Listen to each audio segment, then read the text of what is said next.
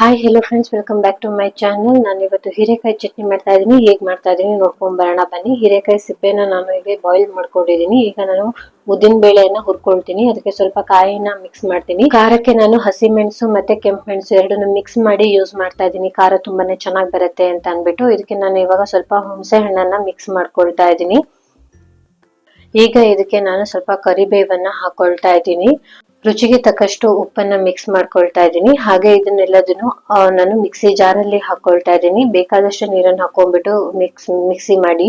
ತುಂಬಾ ನೀರು ಕೂಡ ಆಗ್ಬಾರ್ದು. ನೋಡಿ, ಬೇಯಿಸಿರೋ ಹೀರೆಕಾಯಿ ಸಿಪ್ಪೆಯನ್ನು ಕೂಡ ಹಾಕಿದ್ದೀನಿ.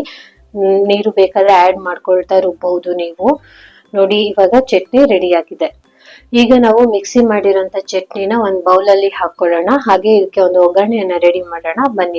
ಒಗ್ಗರಣೆ ಪ್ಯಾನ್ಗೆ ಇವಾಗ ನಾನು ಕೊಬ್ಬರಿ ಎಣ್ಣೆನ ಹಾಕೊಳ್ತಾ ಇದ್ದೀನಿ. ಚೆನ್ನಾಗಿ ಕಾದಾದ್ಮೇಲೆ ಇದಕ್ಕೆ ನಾನು ಹಿಂಗ್ ಹಾಕೊಳ್ತಾ ಇದ್ದೀನಿ. ಹಿಂಗು ಮತ್ತೆ ಕೊಬ್ಬರಿ ಎಣ್ಣೆ ಚೆನ್ನಾಗಿ ಮಿಕ್ಸ್ ಆದ್ಮೇಲೆ ಸ್ವಲ್ಪ ಸಾಸಿವೆಯನ್ನ ಹಾಕೊಳ್ತಾ ಇದ್ದೀನಿ. ಚಟಪಟ ಅಂದ್ಮೇಲೆ ನಾನು ಚಟ್ನಿ ಹಾಕಿ ಮಿಕ್ಸ್ ಮಾಡ್ಕೊಳ್ತಾ ಇದ್ದೀನಿ. ಇದು ನೀವು ದೋಸೆ, ಚಪಾತಿ ಯಾವ್ದ್ರ ಜೊತೆಗೆ ಬೇಕಾದ್ರೂ ನಂಚ್ಕೊಬಹುದು. ಇಷ್ಟ ಆದ್ರೆ ಟ್ರೈ ಮಾಡಿ. ಸಬ್ಸ್ಕ್ರೈಬ್ ಮಾಡೋದನ್ನ ಮರಿಬಿಡಿ. Thank you so much.